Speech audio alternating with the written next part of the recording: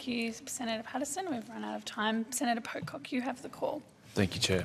Thank you for your time this morning. Yesterday, some questions were asked about the number of tourist visas that have been issued for people fleeing Gaza since the October 7 attacks in 2023. I was interested how many of the people issued tourist visas have actually arrived in Australia. Senator, Mr Kilner will be able to help you with that. We did canvass this a little bit yesterday also.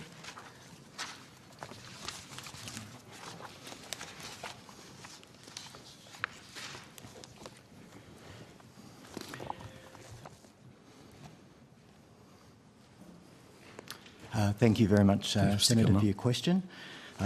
Damien Kilner, Acting Group Manager for Immigration Operations. I have some updated statistics from yesterday as requested. As requested. Thank you, Senator Shoebridge requested. Great to have you back, Senator Shoebridge. Excellent first contribution for the day.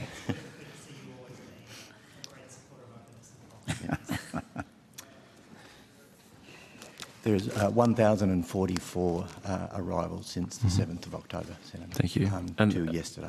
And that's of how many visas issued? 2,686. Thank you.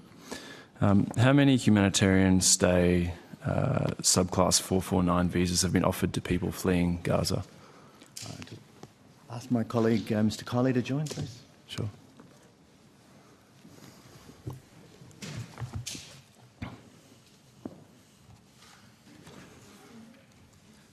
Andrew Kiley, First Assistant Secretary at Refugee Humanitarian Settlement Division. The answer is 0. That visa has not been made available to Palestinians. The visitor visa is the visa available to individuals. Thank you. How many 449 visas were granted to people fleeing Ukraine?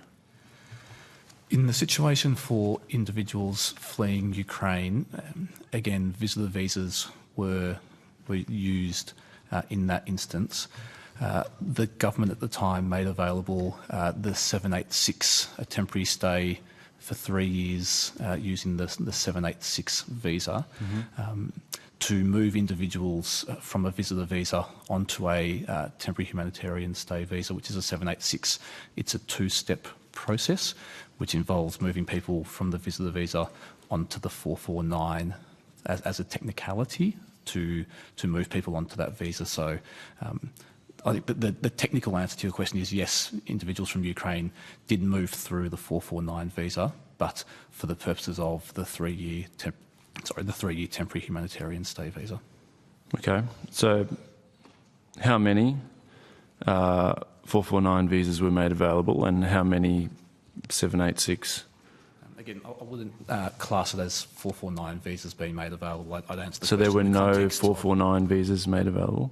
The 786 was made available, and to get to the 786 as a technicality, we had to provide a 449 on the way, but those individuals were already in Australia. Sure. How many of those 449s were offered on the way? So the offer of a temporary humanitarian stay through the 786 visa was available from the 8th of April 2022 until the 31st of July 2022.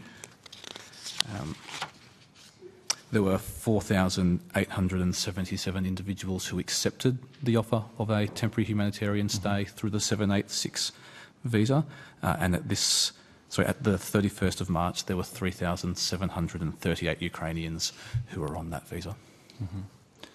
That's how many accepted. How many were offered, or was there a quota set aside by the government for people fleeing Ukraine? So the offer was made available for that time period that I specified, from the 8th of April to the 31st of July, and those two numbers indicate the individuals who accepted the offer. So 4,877 accepted the offer of the 786, and at this point in time, 3,738 individuals are on that 786 temporary humanitarian stay visa. And so during that time, there was no cap. There was just an open offer to people fleeing Ukraine, or had the government said we're willing to give up to?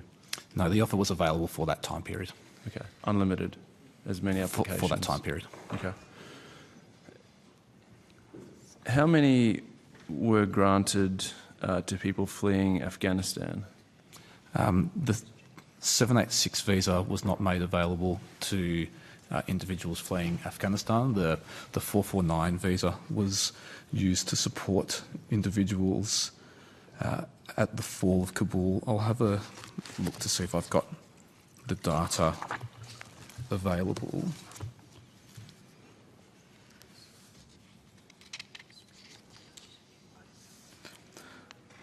I don't have the exact number of 449s issued, but it was upwards of 5,000. I can take on notice the exact number, but upwards of 5,000. Okay.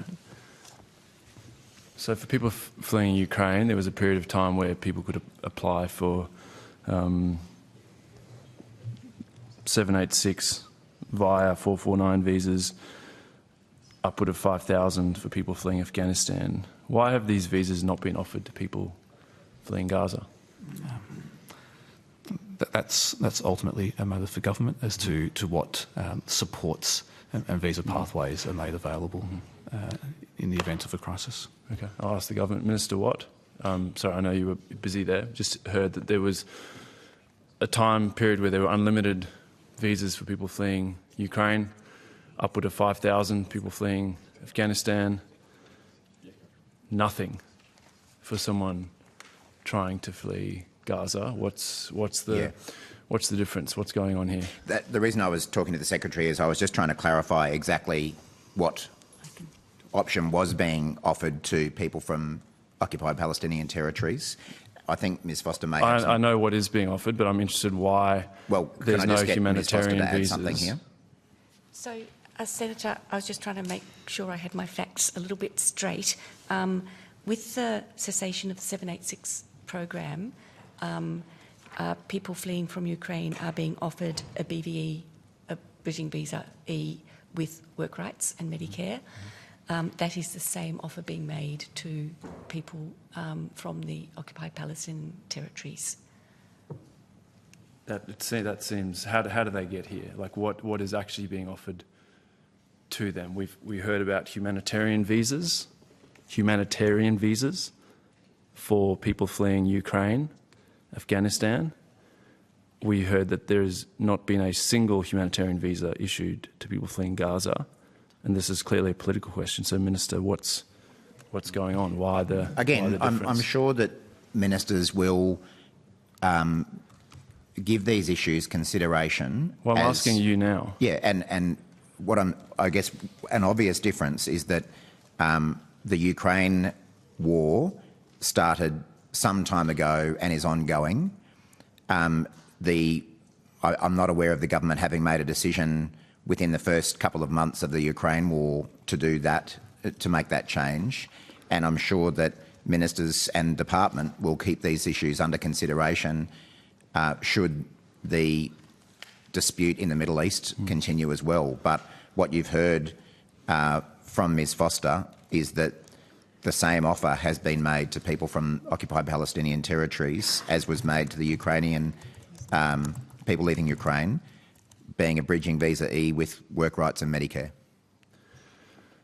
Mr. Kiley, can you give me those dates again for when the Ukraine humanitarian visa program was open?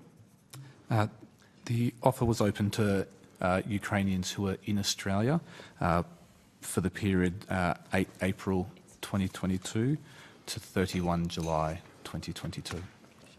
So, Minister, the Ukraine war began on February the 24th, 2022.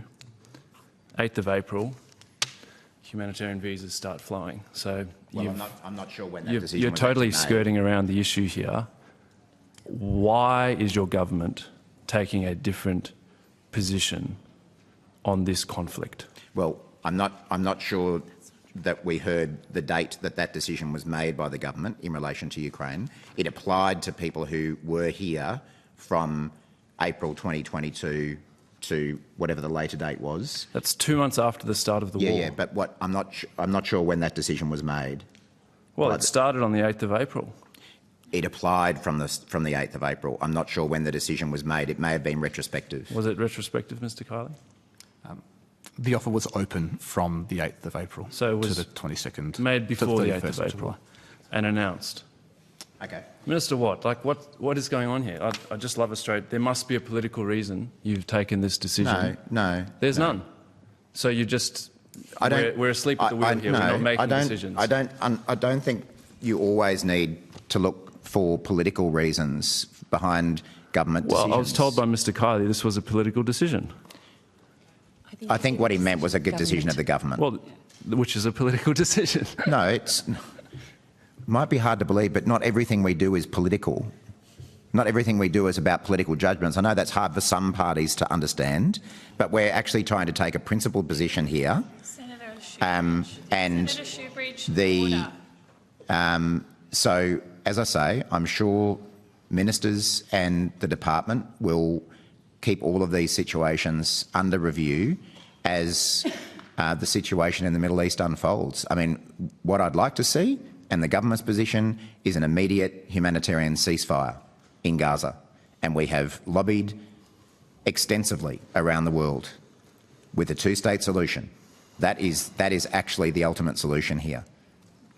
That may be the solution, Senator Shoebridge, do not interject. that doesn't help Australians who have family wanting to flee, and they look at what happened with Ukraine within 2 months, a humanitarian visa program.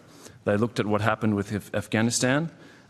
Evacuation airlifts occurring within the same month.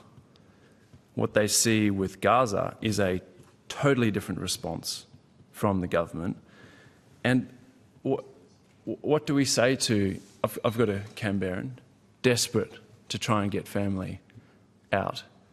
He follows the department's instructions, applies for tourist visas for 20 members of his family currently in Rafah, costs him $3,800. 18 of those 20 are denied because the department says we're not sure that they will only stay temporarily. What do you say to people? Why is there such a disparity in the Australian government's response? I can't add to what I've already said, Senator Pocock.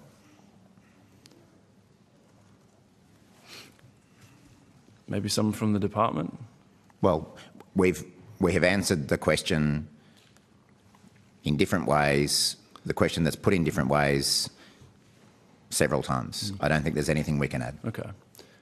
And so what you're essentially saying to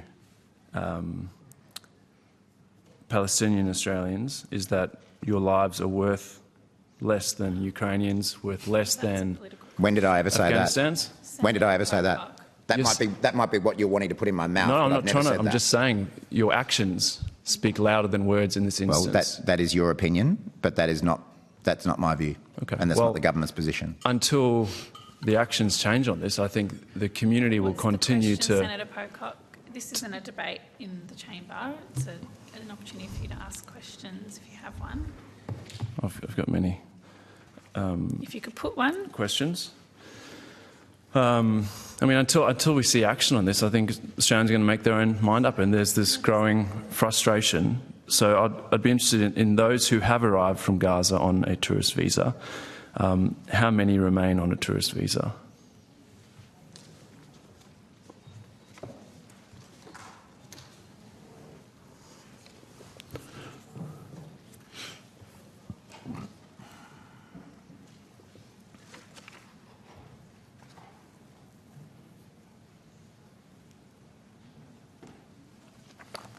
Senator, the figure I've got for those that are holding a visitor visa currently in Australia, this is to the 31st of March. I wasn't able to get that figure updated. It was 2,191. Thank you. And how many have been subsequently granted a bridging visa E? 6. 6. How many have... That was it at 30 April. 30 April. Maybe just on notice, a more up-to-date figure, thank you. How many have been subsequently granted a subclass 866 protection visa? I don't have details on how many protection visas have been granted to individuals who've arrived in that group of visa holders. So it's fair to assume Just none. one last question, Senator Pocock. Sure, thank you. I've got one more. Warning to you. I'd have to take that on notice. Take that on notice, please. Okay. How many have applied for subclass 866 protection visas? Between the 1st of July 2023 and 30 April 2024, there have been 348 applications from Palestinians for a protection visa. Thank you. On notice, could I just get that total? Senator Pocock, stop speaking over me.